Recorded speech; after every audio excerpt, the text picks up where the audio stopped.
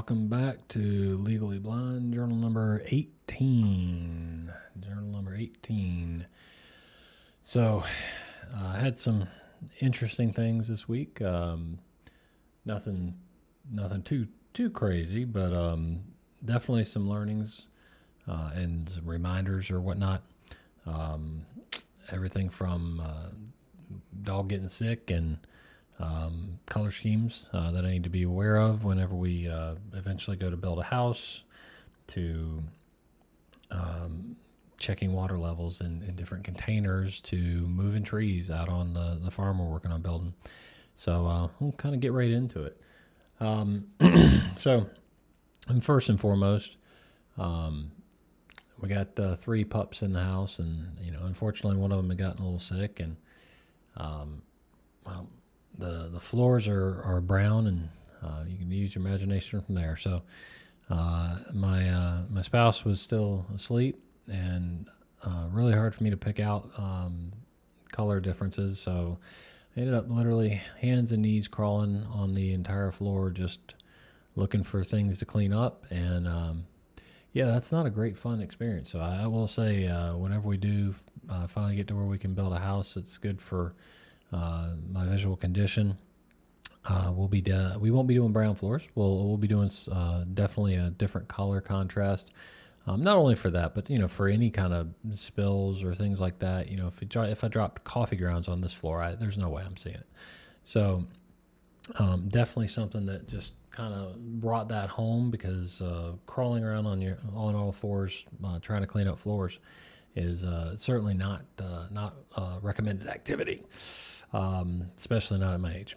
So the other thing that I've been asked by a bunch of people is, do I use my cane while I'm in my house? And I do know people that do. For me, inside of my house, no. But I do a method to keep myself from getting hurt, and that is the backhand piece. So as I'm walking, and I've done it so much now, it's just normal. But as I'm walking, I will essentially put my hand back, and so as I walk past a couch or something, it will brush the back of my hand. The reason why I do it that way is if my fingers were out, it would jam my fingers, punch back or jam them, be bad news. So with my hand kind of back like this, when it brushes, my fingers give whenever I hit something, and that keeps me from jamming my fingers and having a not great day, not a fun time whenever I'm navigating. So I do have the house memorized, but that doesn't mean that drawers don't get left open sometimes, or a dishwasher is ajar, things like that. And also just sometimes you're not quite where you think you are. So I've walked into the corner of couches and things like that, which that can be no fun. So I've gotten used to where I just hold that hand back on, and I do it normally. I've got both of them out like that when I'm walking, to kind of give me that guidance. So I know where the couch should be, and if my hand hits where it shouldn't be, then I know I need to kind of slow down and realize that something's changed. So that's definitely been an adaptation at the house. It works well for me. I do use it when I step out the front door, because even though I know where the stairs are, I find that I don't trip down them when I'm using my cane. And when I wasn't, at 1 in 10, 2 in 10 times, I'd make a mistake. Now, if I'm not using the cane because I'm carrying something or whatnot, then on the stairs, and again, this comes from a couple of questions I've been asked on the stairs. I'll literally put an elbow out, and basically I'll get the elbow to touch the beginning of the banister, and I've memorized that that's in a direct line with the bottom of the stair. Or if I'm going down, I'll do the same principle. I'll put the wing out, touch the banister at the top, and I know that that's in line, at least with my stairs, with the very top of the stair, so I can now count 5 stairs down. But I will say, it's much better if I use the cane when navigating the stairs outside. And I will also say that now that I've started using it almost all the time in all environments, it's been great. I haven't been tripping and falling and things like that, so it's definitely been well worth it. Another item on the list that I've been struggling with a little bit, and I think I've got a creative solution. So, dog's water bowl. We've got the auto feeder, basically the big jug on top of the thing. And it's really hard for me to pick out where the water is inside versus where the bowl is. The contrast isn't there for me.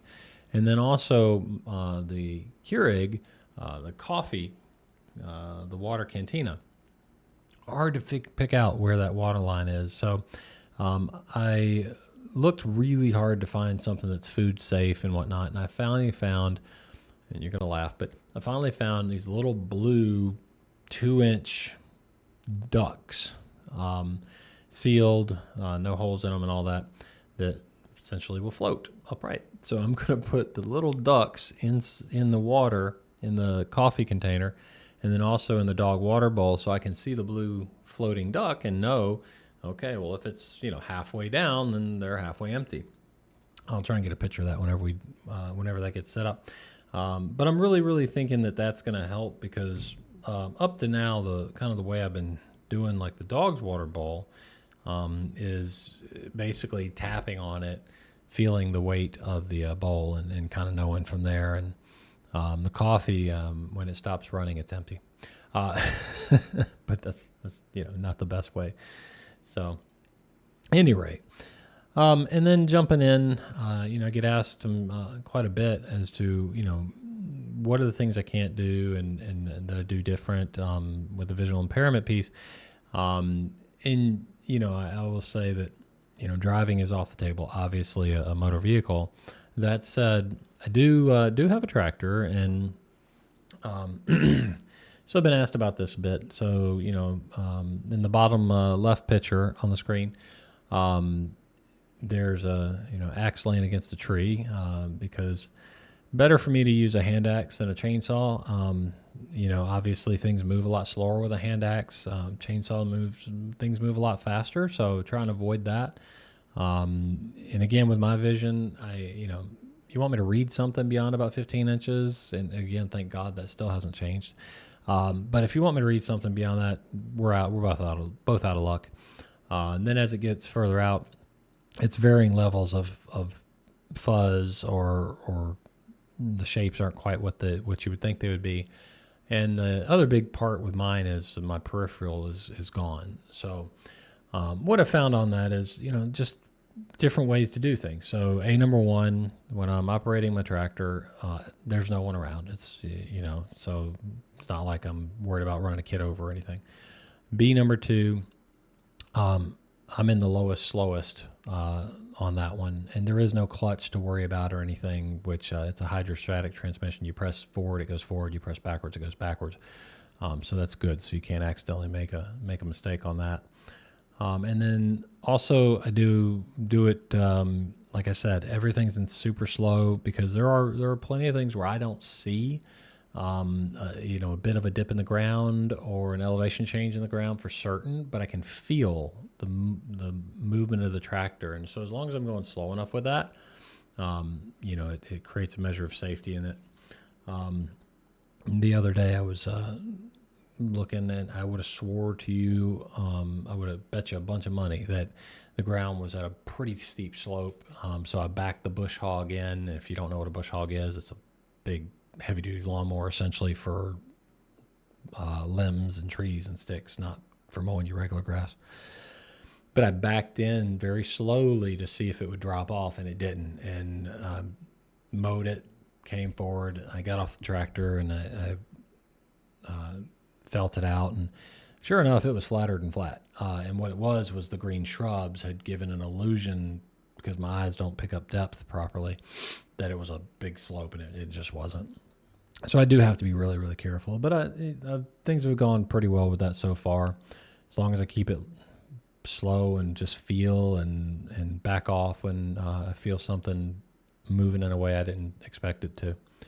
And then, in these pictures, basically, what happens if, as I've been asked, what happens if, you can't make something out a little further out and you need to? Well, in this case, the upper left, I don't think you can make it out, or at least I can't. But what's in my hand there is a cell phone. And so essentially, I needed to see the tension on the chain when I was dragging a pine tree. And, I couldn't make that out. But with the cell phone zoomed in, I could see, obviously, on the cell phone, which meant, my field of vision on that's very low, very small. I have to look around with the cell phone. I can't see the whole chain at one time. But again, goes back to taking it easy, taking it slow. I didn't, took me longer to get it done than it would have when I was fully sighted, but still able to do it. And, so I think the quote there in the center is probably very, very appropriate. And that one came from Journey Church. It was your response to your barrier is always more powerful than your barrier. And essentially, that's right. I mean, at the end of the day, if you're going through something like this, keep a positive attitude the best you can. There's rough days, of course. I'd be lying to yourself to say there's not. But keep a positive attitude and think things through. And a lot of times there's a way. It kind of sounds cliche, but where there's a will, there's a way. Well, it's kind of true. I mean, other than driving a motor vehicle, obviously can't do that. But and then the last thing in the bottom left there, don't know if you can see them, but my Boston Terrier and my spouse's, oh God, what is that thing called? The little black dog. It escapes me right now. Sadie, sitting there watching the tractor work happening from the Jeep, going, there's a blind dude driving a tractor. There's got to be a joke in there somewhere. At any rate, got some things coming up. Got another trip that I'll be talking about and navigating through and new environment. We'll see how that goes. Hopefully it goes well. Still working on Braille. Took that to another step. Basically, I've got letters on different things, like the door has the letter D on it now. I ordered some Braille playing cards, so I can play Texas Hold'em and learn the Braille numbers and whatnot. So that one I'm taking my time with, not killing myself on it. But each week I try and do a little more work on it, and it seems to be helping. I've got a Braille labeler that'll be coming with the technology stuff to where we can actually label more things and label it with more letters and numbers and things. So I think that's going to help move that along quite a bit. And then there's a piece of technology that I'll be talking about in one of my videos to come here in the next couple of weeks.